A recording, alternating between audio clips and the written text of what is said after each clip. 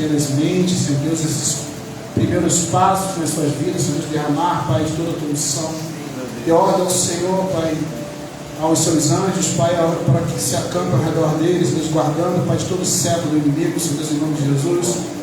Toda vez que eu costumo orar por crianças, Senhor Deus, e a minha está aqui, também representada, eu sempre falo, Pai, uma oração, um pedido, Senhor Deus, que aquilo que eu quero para minha filha, Senhor Deus, que o Senhor possa dar em dobro para cada uma dessas crianças que estão aqui. Em nome de Jesus, Deus, que tu abençoe os lares, Senhor Deus, os pais, as mães, os próximos, os vizinhos, Pai, os seus avós, Senhor Deus, toda, Pai, a vizinhança, venham, Pai, onde eles estiverem ali, Pai, venham ver, Pai, a sua imagem, Pai, resplandecendo na face de cada um deles, Deus, que, Pai, ali no que tange, ali que dizem provérbios, Deus, que ensina aos pequeninos o teu caminho, para o caminho que devem andar, e quando forem adultos não se desviarão dele, Senhor, em nome de Jesus, que nada, Pai, nenhuma pedra de tropeço venha fazer os teus pequeninos se desviar para o teu caminho. Antes firma os pezinhos deles, meu Deus, Pai, que eles venham crescer na graça e no conhecimento que é em Cristo Jesus. Amém e amém. Louvado seja o nome do Senhor. Podem se dirigir para a família. Em nome de Jesus. Pastor Alexandre está com a palavra nesse momento. Em nome de Jesus.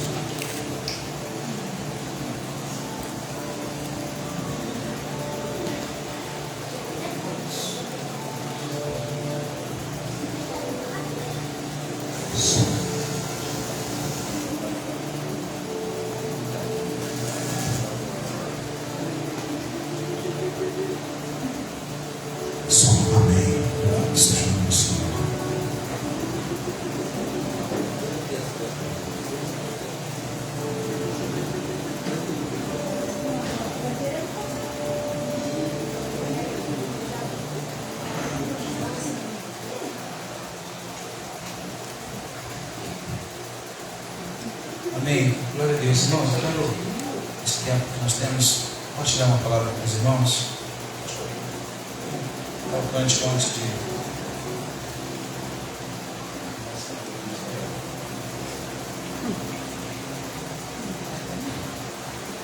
Só um cântico antes de nós colocar no cântico para ouvirmos, antes de nós falarmos uma mensagem nessa noite.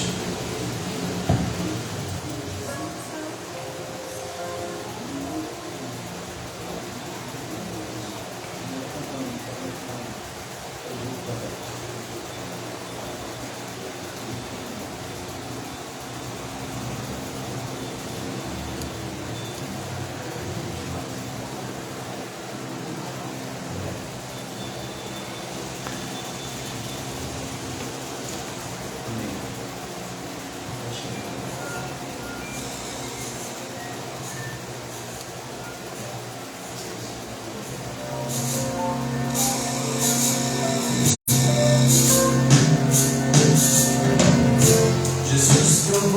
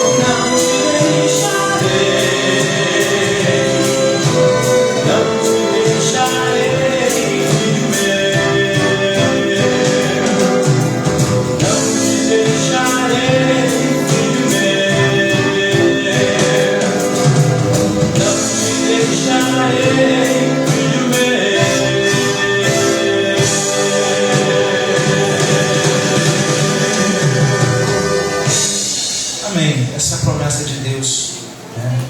Compromisso de termos com Ele, Ele não nos deixará só. Bem, eu antes de entrar nessa, estava me lembrando aqui de uma coisa importante, né? Não sei se vocês perceberam, mas nós podemos, certamente vocês já viram aqui que está diferente o espaço, né? Olhar para cima você vê que está um pouquinho mais claro, tá, vocês não estão vendo telha, né? Então está forrado, está bonitinho. E nós, nessa semana, nós conseguimos, né, fazer esse trabalho, né? Foi feito por uma empresa que fez esse trabalho e conseguimos uma conquista para a igreja. Perceberam que o som também está diferente? Vocês notaram isso? O som está diferente, a acústica está um pouco diferente, né? Parece que ficou até... E é as mesmas caixinhas, né? E mesmo equipamento, e já deu essa diferença, glória a Deus, né? Eu queria que nós também aproveitássemos para oferecer esse culto também em ação de graças por essa conquista nossa, né? Eu queria convidar vocês para que a gente pudesse aplaudir juntos por essa conquista. Isso, vocês, né, são fruto disso, né? E nós podemos louvar a Deus por essa conquista, graças a Deus. Bem, eu quero convidar vocês para ler a palavra de Deus na carta de Paulo aos Coríntios, na primeira carta de Paulo aos Coríntios, no primeiro capítulo. Eu estava hoje pensando e venho pensando sobre isso, na verdade, e escrevendo algumas coisas e tudo mais, e eu pensando que a vida que nós devemos viver com Deus no Evangelho é uma vida para se viver, mas ela é importante, é uma decisão firme que deve ser tomada por cada um de nós, uma decisão firme. E eu me lembro, eu me baseei aqui nas leituras das cartas que Paulo escreve para as igrejas, e acima de qualquer circunstância, qualquer situação que surja no meio do caminho, a decisão estava tomada. A palavra de Deus vai dizer que aqueles que colocam a mão no arado, né, não pode mais olhar para trás. É uma decisão firme tomada. Então, o que vai acontecer no percurso, na trajetória, simplesmente servirá de nosso aperfeiçoamento, de nosso amadurecimento, mas é uma decisão tomada. Jesus falou uma vez que se alguém deveria, ele comparou a decisão por Cristo, que deveria ser uma decisão que antes de sentar, devemos sentar e calcular os custos dela, calcular, ou seja, é uma decisão bem consciente que temos que tomar quando decidimos nossa vida por Cristo. E isso, ela deve ser uma vida de decisões bem definidas e convicções muito firmes. Eu queria que você acompanhasse comigo. Paulo vai tendo uma conversa. Percebe como a maneira que Paulo trata a igreja do Senhor? E é essa postura que ela precisa entender e tê-la. E quando surgem as situações, elas são, né, logo resolvidas. Há uma postura, né, em resolvê-la. Diz assim, acompanhe comigo só. Ele vai dizer, ele vai saudar a igreja, né? Ele saudar nesta carta. Ele vai dizer assim: Paulo, chamado pela vontade de Deus para ser apóstolo de Jesus Cristo, e o irmão Sóstenes. Aí ele começa a dizer: a igreja que está em Corinto, a quem? Quem é essa igreja? Os santificados em Cristo Jesus, chamados para ser santos, com todos que estão em todo lugar, que em todo lugar invocam o nome do Senhor nosso Deus, Jesus Cristo, Senhor deles e nosso. Então Paulo está dizendo o seguinte: primeira coisa, essa carta é escrita para aqueles que são santificados em Jesus Cristo, são chamados para ser santos. Ou seja, Paulo primeiro posiciona a igreja no lugar que ela tem que estar, como ela tem que entender e se comportar. Primeira coisa é isso. Aí ele vai dizer a você, diz assim, né? Graça a vós e paz da parte de Deus e nosso Pai e nosso Senhor Jesus Cristo. Aí ele vai continuar dizendo, ele vai continuar trazendo afirmações para essa igreja. Sempre dou graça, sempre agradeço ao meu Deus a vosso respeito, a propósito da sua graça que vos foi dada em Cristo Jesus. Aí ele vai dizer: porque em tudo foste enriquecidos em quem? Em Cristo, nele. Em toda palavra, em todo conhecimento, assim como o testemunho de Cristo tem sido confirmado em nós. Olha só o que Paulo está dizendo, gente. Paulo está falando o seguinte: que não falta nada para a igreja. A igreja está sempre sendo enriquecida em Cristo, em palavra, em conhecimento. E ele vai dizer mais ainda: e o testemunho, olha só o que ele fala, é forte isso, que o testemunho de Cristo está se confirmando nas pessoas, na igreja. Então essa é a igreja original.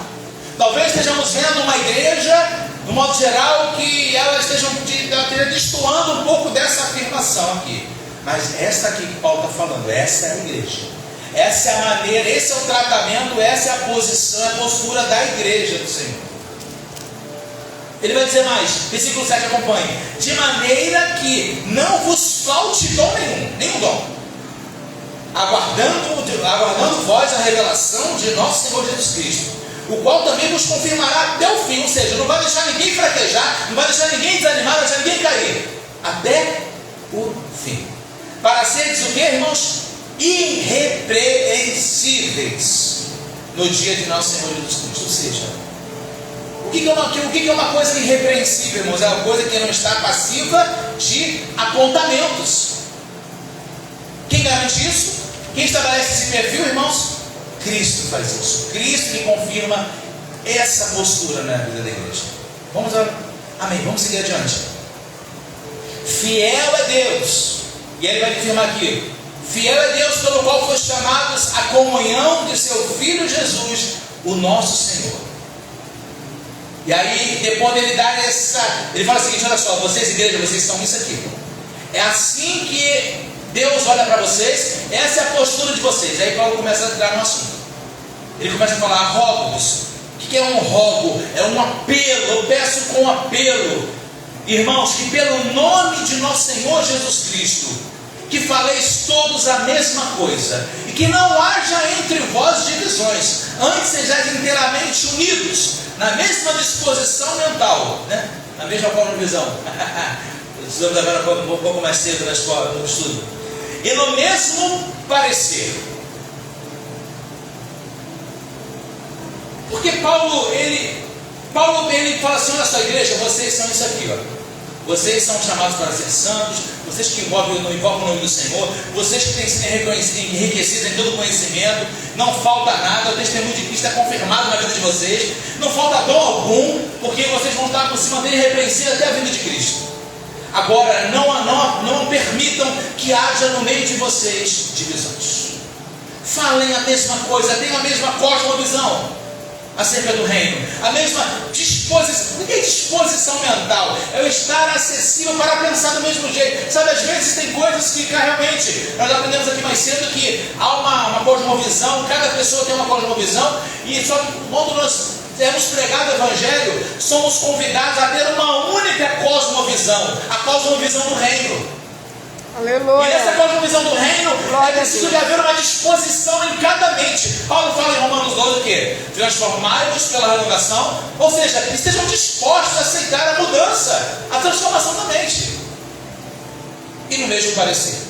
E aí ele vai continuar dizendo que, olha o fato acontecido aqui no meio da igreja. Eu pus a vosso respeito, versículo 11, meus irmãos, eu fui informado pelos da casa de Chloe, uma família cristã, uma família de piedosos, que há contendas entre vocês.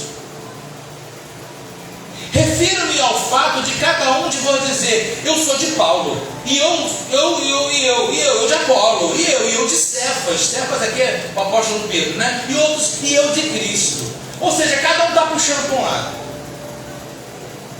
E aí Paulo vai dizer: por acaso está Cristo dividido? Cristo está dividido, por acaso? Paulo foi crucificado em favor de vocês? Ou vocês foram batizados em nome de Paulo, por acaso? E ele vai dizer: pelo contrário, eu dou graças a Deus por não ter batizado nenhum de vocês, exceto os irmãos Crispo e irmão Dário,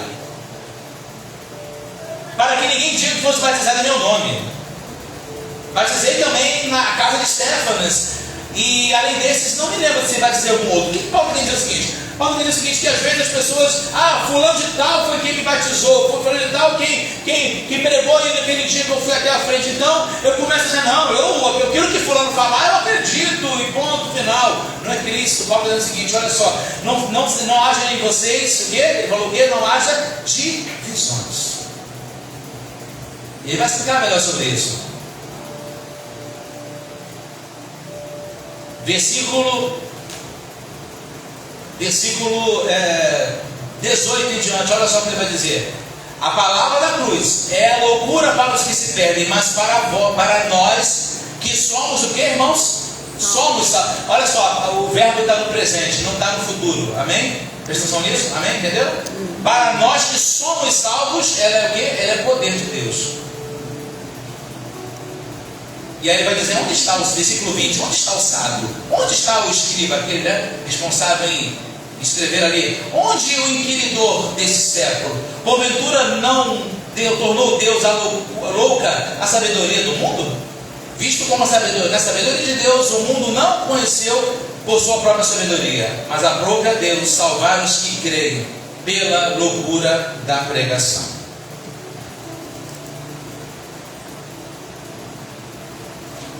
Versículo 25, acompanha aí. Porque a loucura de Deus, qual é a loucura de Deus? Deus mandar o filho dele para morrer por homens pecadores, isso é coisa de louco. Mas Deus fez isso. A loucura de Deus é mais sábia do que os homens. E a fraqueza de Deus, qual foi a fraqueza de Deus, irmãos? O seu filho ser crucificado. Lembra quando ele diz lá? Deus meu, por que me desamparaste? Fazendo cumprir o que está escrito lá no Salmo. Mas a fraqueza de Deus ela é mais forte do que os homens. E aí ele vai dizer mais, irmãos, ele volta a falar, irmãos, reparai, versículo 26. Reparai, pois, na vossa vocação, a maneira que vocês foram chamados, foram escolhidos, visto que não foram chamados muitos sábios segundo a carne, nem muitos poderosos, nem muitos nobres nascidos, de nascimento. Pelo contrário, Deus escolheu as coisas loucas do mundo para envergonhar os sábios, escolheu as coisas fracas do mundo para envergonhar as fortes. E Deus escolheu as coisas humildes do mundo e as desprezadas, e aquelas que não são, para reduzir a nada a justiça, a fim de que ninguém aqui, irmãos, se vanglorie na presença de Deus. Aleluia. Sabe por que Paulo está dizendo isso? Paulo está dizendo, sabe por quê? Para ninguém achar assim, não, eu sou alguém. Paulo fala dele, falando dele mesmo, ele diz assim, olha, eu quero que você entenda que a minha glória, a minha exaltação, meu galardão, não está por ter batizado muitas pessoas, pelo contrário, eu até batizei poucas pessoas aqui na cidade de Corinto. Poucos irmãos foram batizados por mim. Justamente para quê, irmãos? Para que a glória, para que ninguém se vanglorie e possa dizer assim, não, eu sou fulano de tal, né? Eu sou referência para vocês, de forma nenhuma. Mas versículo 30, mas vós sois dele, e em Cristo Jesus, o qual se tornou na parte de Deus, sabedoria e justiça e santificação e redenção. E aí, como está escrito, aquele que se gloria, glorie-se no Senhor. Aquele que se gloria, glorie-se no Senhor. Paulo dá essa recomendação interessante. Se você andar mais não sei se você vai ter oportunidade de ler a carta de Paulo aos Coríntios, mas se você vai avançar mais alguns capítulos aqui, e tem a ver com esse assunto, no capítulo 3, veja como Paulo dá mais uma recomendação para eles.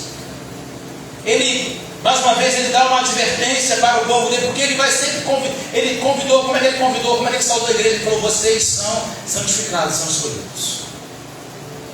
Não falta sabedoria. Só que é interessante, irmãos, que não basta ninguém falar que você é alguém, não fulano, você é uma pessoa vencedora, você é um vitorioso, receba na tua vida, se você não assumir aquela palavra e trilhar caminhos que condizem com aquela palavra, senão nada adianta. Senão são apenas títulos que são dados e práticas que não são realizadas. Ou seja, haverá uma contradição, porque aquilo que se fala não está condizendo com o título que se diz receber. E Paulo, mais uma vez, ele volta a falar no capítulo 3, aqui registrado aqui. Olha o que Paulo vai dizer assim, olha, presta atenção, a preocupação que Paulo tem. Ele vai dizer assim, eu porém, irmãos, não vos pude falar como espirituais. Eu não pude, presta atenção, eu não pude vos falar como espirituais. Paulo falou que agora há pouco nós lemos que a pessoa espiritual, ela vai entender bem as coisas. Mas eu tive que falar a vocês como que, irmãos? Carnais. Como que? Como as crianças em Cristo. O que é criança? Está começando a caminhada, está começando a jornada. Ele vai dizer, leite vos dei, está dizendo uma metáfora aqui, né? Leite vos dei a beber, não vos dei alimento sólido, porque ainda não podis suportá-lo, nem ainda agora podeis, porque ainda sois carnais. Paulo fala isso com pesar. Ele desejando falar de coisas mais profundas, de coisas mais fortes. Paulo fala dizendo: eu só consigo falar coisas, eu só consigo falar de água açúcar com vocês, só consigo falar de, como diz o irmão Magner no nosso momento aqui de trabalho, de distração aqui, de descontração, né? Só molezinha. Só consigo falar molezinha. Eu quero falar coisa mais forte, mas eu tenho que falar molezinha, porque vocês são carnais demais. Por que ele fala que são carnais demais? Vai explicar no versículo 3. Porque havendo entre vós o que? Ciúmes e contendas. Não é assim que sois carnais andais segundo o homem? Não são, na verdade, atitudes, ciúmes e contendas, atitudes de pessoas que são da carne, que vivem segundo o conselho da carne? Aí ele vai continuar dizendo, ele vai retornar aquele assunto falando isso. Pois quando alguém diz eu sou de Paulo, e o outro fala eu sou de Apolo, não é evidente que vocês estão andando segundo homens? Paulo está falando aqui uma coisa muito importante, irmão. E é interessante isso aqui. Paulo, ele estava pregando para uma igreja. Paulo era líder de uma igreja, era um missionário, um apóstolo. Mas Paulo faz a questão seguinte: olha só, embora eu esteja cumprindo o propósito de Deus, eu quero que vocês não apenas não se apeguem a mim, se apeguem ao Cristo que eu prego. Isso que Paulo está falando. Sabe por quê? Porque eu posso tropeçar, eu posso falhar, e vou falhar e vocês vão ver as minhas falhas, mas Cristo não. Cristo fez a obra perfeita por cada um de nós. Aleluia! Glória a Deus. Aí ele vai dizer, versículo 5, quem é Apolo? Ele não está aqui desrespeitando essas figuras de Deus, não, mas ele está dizendo assim: olha, quem é Apolo? E quem é Paulo? Aí ele vai dizer: não são esses servos, por meio que vocês acreditaram, que creram, isso conforme o Senhor concedeu a cada um deles. Aí ele vai dizer: eu plantei, Apolo regou, mas o crescimento veio de quem, irmãos? De Deus. Então, olha o que Paulo fala em reduz todo mundo, ela bota zero, ele fala assim: olha só, de modo que nem o que planta é alguma coisa, nem o que rega. Então, não foi nem eu e nem o Apolo, meu irmão, mas é Deus que dá o crescimento. Paulo está falando aqui o seguinte, irmão, Paulo está nos ensinando aqui que você não tem que honrar quem foi colocado na sua vida. Nem isso Paulo está ensinando, mas Paulo está dizendo o seguinte: que eu não posso ficar olhando apenas para homens, eu preciso olhar para o Senhor. Eu tenho que ter os homens como exemplo, como modelo, em submissão, em autoridade, sim, amém, mas eu preciso entender que eles não são, eu não posso ficar cego apenas olhar para eles. Eu preciso entender que eu preciso compreender que Deus é o que dá crescimento. Olha só o que ele vai dizer, versículo 9: porque de Deus somos o que? Cooperadores. Ou seja, se eu coopero com Deus, eu estou ajudando Deus. De algum sentido, eu estou ajudando no trabalho de Deus. Eu não faço no lugar de Deus, eu apenas estou ajudando Ele a fazer. Somos cooperadores de Deus, lavoura de Deus e edifício de Deus são vocês. Ele fala.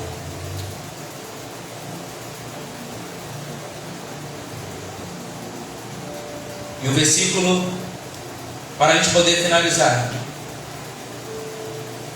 versículo 10: segundo a graça que me foi dada, de Deus que me foi dada, lancei o fundamento como um prudente construtor, e o outro edifica sobre ele, porém cada um veja como edifica.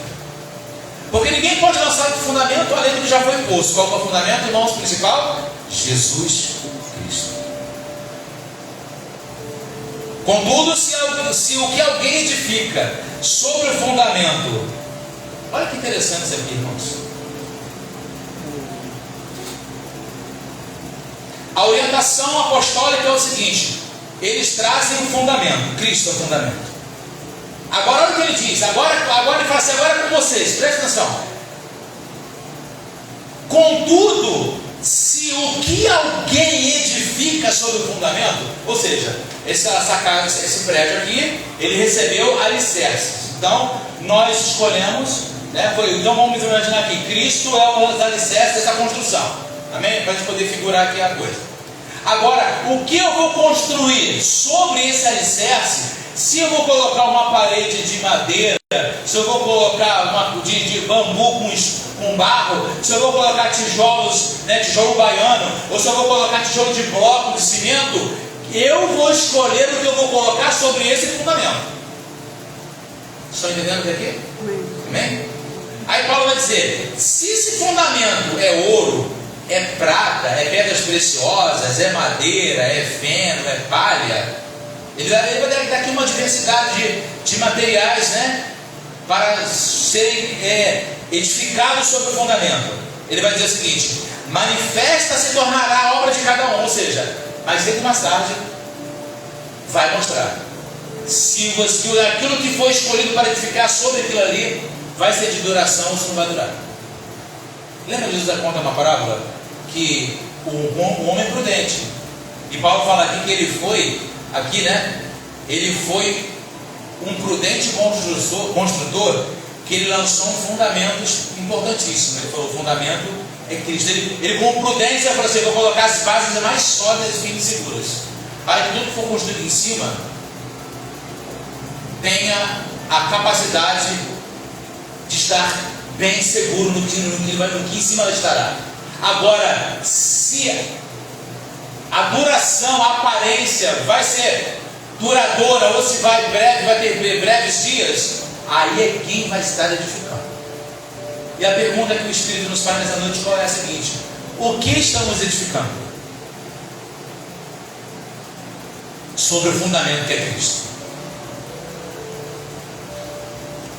Será que estamos edificando algo que vai se manter firme? Para lembrar, quero lembrar para você a parábola dos contou, que o homem prudente é aquele que ele pega a sua construção. Ele conta dois exemplos. Um que construiu uma casa sobre a areia. Ele caprichou na edificação dela, só que aconteceu que tempos passaram e veio fortes chuvas e ventos. E sabe o que aconteceu com aquela casa? Jesus contou, aquela casa ela veio abaixo.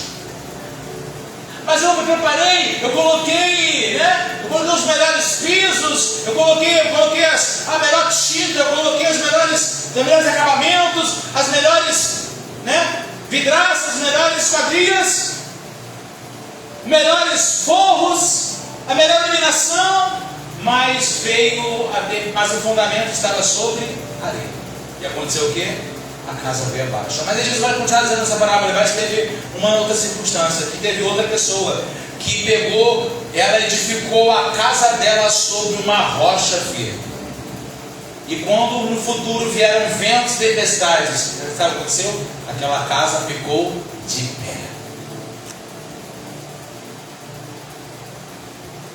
Perceba, fica muito claro aqui. Paulo ele é um pouco mais detalhista para nós.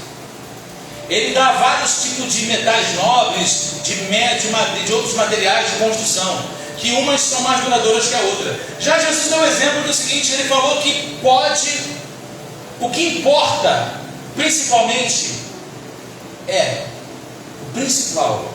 a base.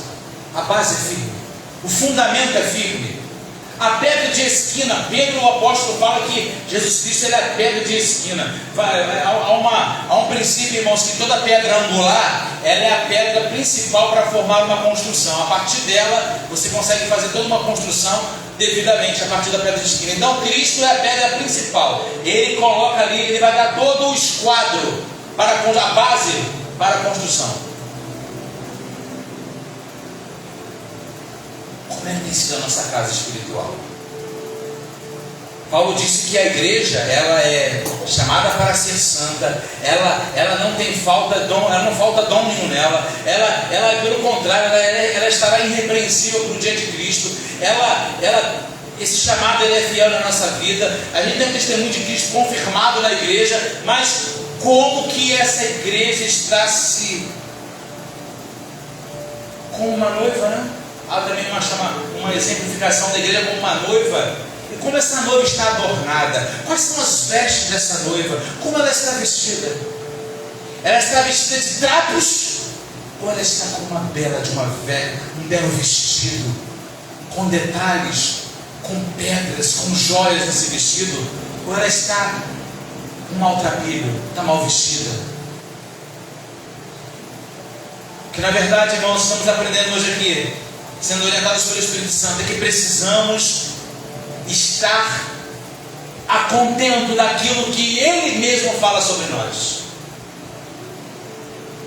A Bíblia fala que Cristo vai vir buscar uma igreja pura, santa, imaculada, eleita e preciosa.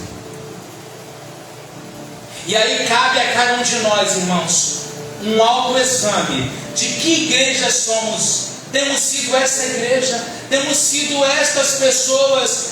Somos igreja, não igreja, um grupo, a instituição, mas igreja, você, indivíduo, tem sido essa igreja?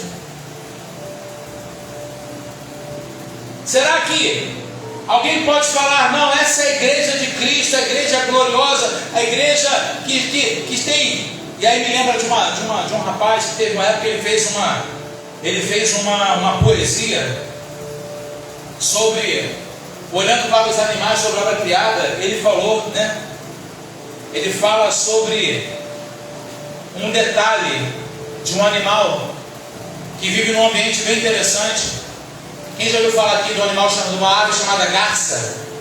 Garça, aquele animal que tem as pernas compridas, né? Você percebe que ele é branquinho. E aí ele fala, né, ele diz no seu poema, né? Ele fala: a graça da garça, a arte de viver na lama sem sujar as vestes. Ou seja, ela consegue pisar naquele lugar pantanoso, mas as penas dela continuam brancas. E esta, irmãos, talvez seja um exemplo simples. Nós cantamos aqui nos cânticos ao Senhor, que nós dizemos o que, irmãos? Que Deus criou o céu, criou a terra, criou animais, criou todas as coisas para o seu louvor. E nós precisamos olhar para a obra criada e ver como ela se comporta e falar assim: eu preciso ser como a garça. Embora pise num lugar, no mangue, mas as minhas penas, minhas vestes continuam e permanecem brancas. E aí vai condizer: o Senhor espera que eu esteja com as minhas vestes brancas. Aleluia. Ele vai me encontrar com mais que eu pise em ambientes que sejam sujos, mas eu não me contamino com aquele ambiente. Aleluia. Essa é a graça da graça.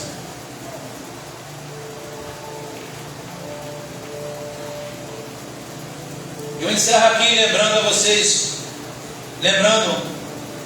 de um fato histórico de Alexandre o Grande. Quem já ouviu falar de Alexandre o Grande? Alexandre o Grande, o homem que conquistou muitas terras, conquistou muitos territórios. E uma certa vez, irmãos, chegou ao conhecimento de Alexandre o Grande, no palácio dele, que tinha um soldado que tinha também por nome Alexandre, mas ele estava tendo comportamentos e atitudes que estavam envergonhando o reinado de Alexandre o Grande. Sabe o que Alexandre o Grande disse? Alexandre o Grande chamou ele na presença dele e falou o seguinte: olha só, você tem um nome igual ao meu. E sabe por que eu sou chamado de o Grande? Porque a minha postura, toda a minha postura, as minhas decisões, as minhas conquistas, por isso que eu tenho esse nome, esse codinome, Alexandre o Grande. E ele falou assim: se você quer continuar sendo chamado pelo nome de Alexandre, é o seu nome, você foi o seu nome de batizado, ou você muda de nome, se você continuar assim, ou você muda de atitude. Ou você muda de nome, ou muda de atitude. Sabe o que isso implica para nós, irmãos? Se nós, como igreja, somos chamados para ser santos, somos a eleita, somos a preciosa, somos a noiva do Cordeiro, como a pastora sempre cita muito aqui nas suas expressões sobre a igreja. Tantas e tantas expressões. Ela é o sacerdócio real, a nação santa, é o povo especial de Deus, é a menina dos olhos de Deus, é tanta coisa. É preciso que essa igreja ande em conformidade com os títulos que ela recebe. Ou ela muda de atitude, ou ela muda de nome. Aleluia. Glória a Deus.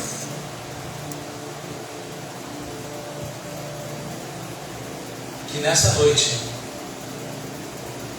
problemas vão surgir, risco de pisar em lugares pantanosos vão acontecer, vai surgir algumas situações, sim, vão surgir, mas que elas precisam ser resolvidas mas não podemos deixar que essas coisas contaminem e manchem aquilo que nós realmente somos. Isso é importante. Isso é preservação. O que o sal faz, irmãos, o sal é para preservar.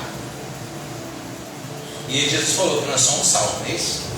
Então nessa noite, irmãos, Deus deu um nome para você. O apóstolo Paulo chamou a igreja por diversos nomes. Vamos fazer uma coisa? Vamos selar por ele nome. No nosso cenário novo cântico tem um cântico que diz o seguinte: que nós temos que levar o nome do Senhor. E o coro desse cântico diz o seguinte: nome bom, doce a fé, a esperança do porvir. Nome bom, doce a fé, a esperança do porvir. Nome bom. Leva sempre contigo o nome de Jesus Salvador. Traga sempre esse nome, seja na alegria ou na dor. Nome bom, doce a fé, a esperança do porvir. Nome bom. Nós temos impresso, irmãos, em nós o nome de Cristo, a obra de Cristo. Sabe por que os irmãos lá em Antioquia, como diz lá em Atos, a primeira vez que os irmãos foram chamados de cristãos foi lá na cidade de Antioquia? Porque percebia, eles não se auto-intitularam, passaram a chamar eles porque viram que as práticas dele, a maneira que ele tratava as coisas, não é que eles eram pessoas bonzinhas, angelicais, sabe? Pessoas perfeitinhas, não, eram pessoas normais e comuns, mas quando tinha que ir para resolver as questões, sentava para resolver. Surgiam problemas, resolver esses problemas e continuavam na postura como Cristo esperava dele, com o título, com o nome que receberam, como igreja gloriosa, como igreja que representa. E detalhe, irmãos, sem perder o foco da vocação que foram chamados para continuar cumprindo a missão. Sabe qual é o grande problema, irmãos? Que às vezes nesse tempo, e encerro aqui com esse lembrete, que nesse tempo, o grande problema é que, primeira coisa, a igreja ela foi chamada para um propósito, para uma missão, amém? Amém? Amém. Ela tem um propósito. E o problema, para que servem? Qual é o papel dos problemas que surgiram na história? Simplesmente para nos fazer perder o foco da nossa missão. Os problemas surgem, e dos mais diversos, dos mais inusitados, dos mais... Como é que pode? Às vezes problemas assim, mas surgem para quê? Para tirar o nosso foco do propósito maior. E aí esse propósito, lembra que Paulo falou: olha, eu preciso que vocês não esqueçam, tenham uma mesma disposição mental, o mesmo parecer. Ou seja, nós podemos até, irmãos, como indivíduos pessoais, temos até metas a cumprir. Uns querem ser médicos, né? A Juju escolheu a educação física, não é isso? Nutrição para a vida dela, escolheu fazer nutrição. Outros querem medicina, outros querem direito, outros querem engenharia. O Isla escolheu ciência da computação. Está fazendo? Mas a questão é, mas quando se junta, qual é o propósito? Qual é o principal? Qual é a vocação? Eu sei que cada um, em Cristo, todos foram vocacionados numa vocação só. Em Cristo, qual é o principal? Qual é o principal? Para sermos, vocês serão, Atos 1:8, vocês serão as minhas testemunhas, tanto em Jerusalém, como em Judeia e em Samaria e até os confins da terra. Você vai sair daqui, né? A Juju, estou profetizando não, tá, Juju? Estou só supondo aqui. A Juju pode sair daqui, e ia ficar nervosa, vai ser a Silvana e o Mário, né? Ela vai sair daqui e vai morar na Austrália, do outro lado do mundo, para exercer a profissão dela com muita destreza e se ter um alto reconhecimento lá. Vai ficar lá perto dos cangurus, lá perto daquela bicharada do crocodilo grande, lá. Mas para quê? Mas ela vai estar lá longe. Mas qual é o foco principal? Ser testemunha até os confins da terra. Você entende isso, gente? Embora haja uma realização profissional, uma vocação profissional, mas há uma vocação de Deus de ser testemunha dele em qualquer lugar que nós estejamos. E quando a gente se une, quando entendemos isso como igreja, nós fazemos isso.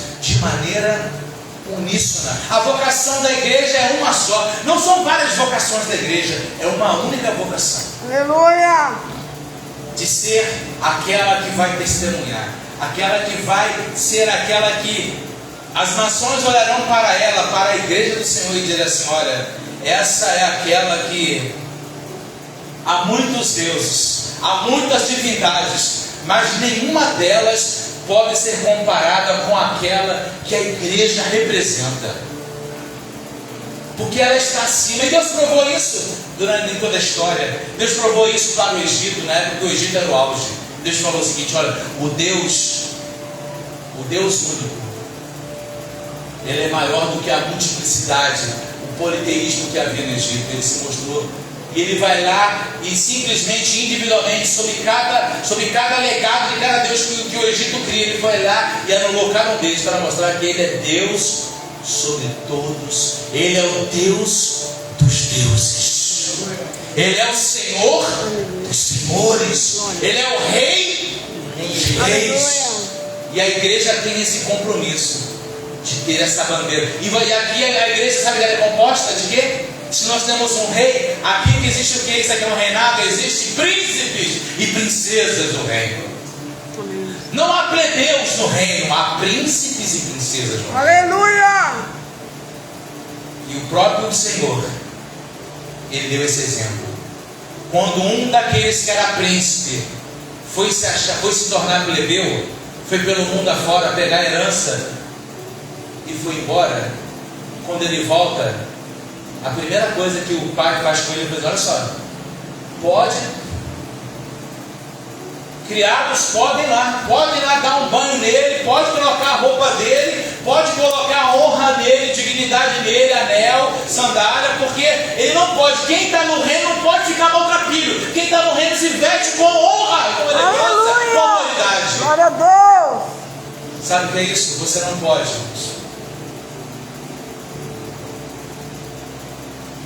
Lembra a canção que eu coloquei aqui antes de nós pregarmos? Jesus provou o seu amor por mim. No Calvário isso aconteceu. A sua vida se entregou, a vida dele se entregou na cruz para o amor dele revelar. Ele quer que eu o siga cada dia. Ele não me deixa só, mas diz: estou contigo, venha o que vier. Não te deixarei. Não te deixarei. Ele fala, bastardo? Não, ele fala, não te deixarei, filho meu. A palavra de Deus diz, irmãos, eu quero orar com você agora. Se hoje ouvires a voz do teu Deus, não endureçais o vosso coração, diz a palavra de Deus. Ele te trata como filho. Aquele filho que estava todo sujo, até dizendo: pai, não, pai, deixa eu ser só um trabalhador, não quero ser ninguém não, tal. Deus, o que eu fiz não mereço nenhum tipo de eu só sei que eu pequei contra o céu, pequei contra o Senhor, deixa eu ser só um trabalhador só. Ele falou: não. Filho, você é filho, você é príncipe. Então você vai ficar no lugar e na postura e na honra de um príncipe. Você foi chamado para ser. Nessa casa você é príncipe. Irmãos, na casa de Deus, no reino de Deus, escuta uma coisa só. Você pode até às vezes querer chamar esse ambiente de casa de Deus. Tudo bem, eu entendo isso. Isso é força de expressão. Mas eu quero falar para você que você não faz parte dessa casa. Você faz parte de um reino. É maior, um reino que o Senhor está no trono assentado, está governando, está reinando e chamando os seus príncipes e princesas para estarem junto dele, comandando tudo isso também. Eu quero orar com você nessa hora. Se você puder inclinar sua cabeça, glória a Deus. Nesse momento, Senhor, nós estamos aqui, Pai.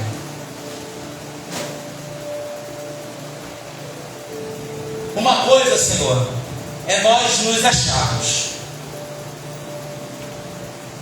Outra coisa é nós nos auto-intitularmos. Mas outra coisa é o Senhor dizer quem nós somos. Aleluia. Outra coisa é o Senhor dizer, nós dizemos: eu sou fraco, eu sou pó de cinza, eu sou miserável. Mas o Senhor fala assim: você é o meu filho que eu abraço, como nós cantamos aqui nessa noite. Tu é o filho que eu coloco vestes novas. Tu é o filho que eu coloco anel no dedo de honra. Tu é o filho que eu coloco sandália nos seus pés. Não te deixo descalço, porque os escravos ficam descalços, os filhos estão calçados.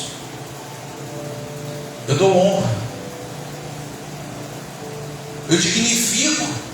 Ó Senhor, e se sabendo nós disso aqui, Senhor, pela tua palavra, Senhor, nós queremos assumir esse lugar. Se o Senhor mesmo nos deu gratuitamente esse lugar, essa condição, Senhor, nos permita aqui, Pai, simplesmente nos assentarmos no lugar que temos que sentar, ficar nos lugares que temos que ficar, no lugar de honra e de direito que o Senhor garantiu e gerou e concedeu para cada um de nós. Não que nós estamos querendo tomar um lugar, usurpar um lugar de forma nenhuma, mas na verdade o Senhor falou: vocês são uma geração, vocês são uma nação santa, o sacerdócio real, o povo de propriedade particular minha. Vocês me pertencem, vocês são meus, eu libertei vocês, eu libertei vocês do opressor, dei liberdade para vocês. Então vivam como livres, vivam como, não mais como servos, mas como livres. Vivam como filhos que têm direito na casa do Pai. Ah, Senhor, quantas lições temos a aprender naquele texto, Senhor, que o Senhor deu como exemplo. Às vezes nos prendemos no filho que foi embora e que voltou ali humilhado, arrependido, mas esquecendo daquele filho que ficou na casa. E aquele filho que ficou na casa, Senhor, ele ficou no reino, ficou no lugar de direito, com as vestes, com os anéis, com as sandálias, mas ele falou: Pai, o Senhor nunca fez uma festa para mim. E esse pai falou uma coisa que deve incomodar a gente, deve nos perturbar, porque se nós estamos na casa, nós estamos no reino, temos que ouvir o que o Senhor falou para aquele filho: meu filho, todas as minhas coisas são tuas. Aleluia! Quantas vezes, Senhor, estamos dentro do reino, estamos diante da abundância, da prosperidade, da bênção, da saúde, da cura, estamos totalmente controversos àquilo. Quando o Senhor fala que todas as minhas coisas são de vocês, ou seja, aquele filho poderia voluntariamente ter ido lá, pega um bezerro, um boi, ter matado e foi feita uma celebração, uma festa, não estaria cometendo nenhum delito, nenhum mal, mas às vezes, Senhor, ficamos padecendo dentro do reino, Senhor, ficamos sendo vituperados, ficamos sendo apontados os dedos para nós, dizendo que somos pouca coisa, enquanto na verdade, Senhor, fomos chamados para ser uma nação de reis e sacerdotes. Aleluia! Com direitos, com autoridade para pisar serpentes e escorpiões e todo o poder do mal, e nada nos fará dano algum. Glória a Deus! Nós estamos muitas vezes, Senhor, amarrados. Estamos muitas vezes, temos sido feitos presas do inimigo. Não porque a força dele foi grande, simplesmente que exercemos uma rendição que não deveríamos fazer, que não cabe a nós, filhos de Deus. Mas nessa noite o teu Espírito trouxe luz a essa palavra, e trouxe luz ao nosso entendimento, para que nós vêssemos que nós nós somos da luz, nós somos os filhos com direito. E nós queremos a partir de agora, Senhor, não de uma mudança, ó Pai, porque na verdade é a mudança da atitude, Senhor, da roupa que nós vestimos, da maneira que nós falamos, das companhias que nós vamos passar a conviver. Primeiro vem daqui, vem da nossa mente, Senhor. Precisa uma transformação de mente, uma transformação de entendimento, Senhor. Sim, tudo começa de dentro para fora. E a partir daí, Senhor, nessa noite, esse primeiro passo, Senhor, que eu oro, Senhor, sobre cada filho teu aqui nessa noite, é que haja uma metanoia, uma mudança de mente de dentro para fora. Primeiro as mentes sejam transformadas, a mentalidade seja mudada, porque não adianta mudar a aparência aparência por fora, se aqui dentro pensamos a coisa da moda. Não adianta nos vestirmos como príncipes e se nos comportamos como escravos. Temos mente de escravos. Assim era o povo lá no Egito. O Senhor libertou o teu povo. Vocês falam assim: que saudade do Egito, que vontade de comer alho e cebola no nosso tempero, da nossa comida. Enquanto na verdade, Senhor, o Senhor estava dando para eles, preparando para eles uma terra que manava leite e mel, uma terra boa, uma terra abençoada, porque eles quisessem plantar e colher em grande quantidade, em grande tamanho. Oh meu Deus, perdoa-nos por essa mentalidade, Senhor. Mas nessa noite, Espírito Santo, Tu é aquele capaz de transformar, através dessa palavra revelada, iluminada pelo Teu Espírito, trazer agora a mente de cada um de nós mudanças, transformação, mudança de mente. Agora, Senhor, não apenas príncipes e princesas no estereótipo, mas há príncipes e princesas na mentalidade. Aleluia! E aí, Senhor, isso sim fará diferença. E aí a vocação será cumprida, o chamado será cumprido, seja em Moaíba, seja no Rio de Janeiro, ou em outro município, em outro estado, em outro país, ou do outro lado do Atlântico, ou até os confins da terra. Acontecerá, Senhor, a vocação sendo cumprida e realizada na nossa vida, até a Tua vida. É isso que nós oramos, é isso que nós queremos com a nossa boca hoje aqui afirmar. Nós queremos profetizar com a nossa boca nessa noite aqui, Senhor. Falamos para nós mesmos ouvir, para que isso entre, essa profecia, Senhor. Às vezes esperamos que alguém profetize para nós, mas nessa noite somos convocados a profetizar para nós mesmos, para abrir nossa boca em alto e bom som e falarmos para nós mesmos que nós somos o alvo direto dessa palavra profética. Aleluia. E seremos alvo e resultado para a glória do Teu nome. Aleluia. Em nome de Jesus. Aleluia. Amém. Que Deus abençoe. Glória a Deus. Mudou. Amém? Tudo mudou.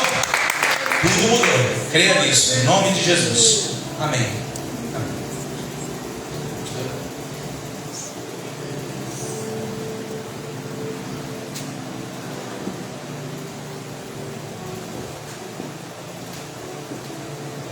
Amém, irmãos. Glória a Deus. Que essa palavra produza em nós 30, 60, 100 por um de frutos dignos de arrependimento.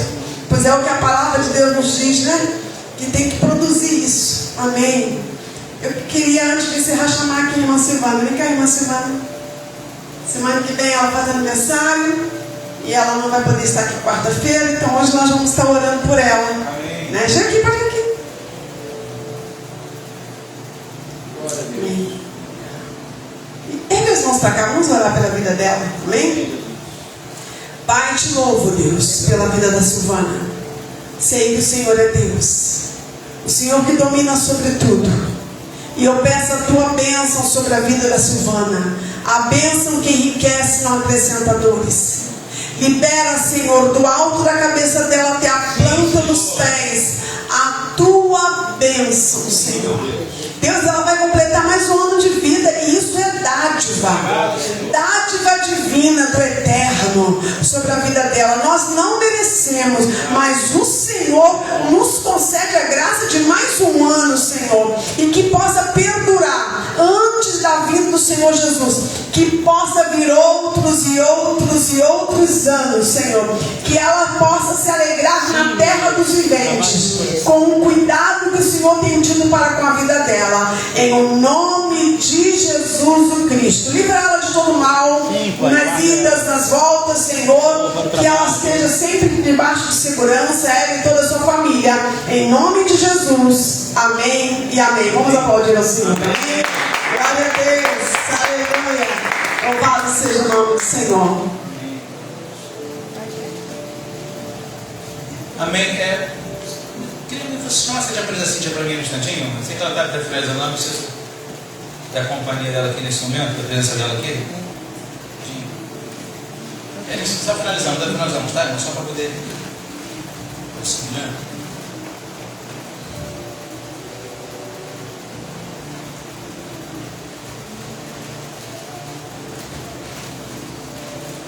Amém. Japonesa Cíntia, por favor.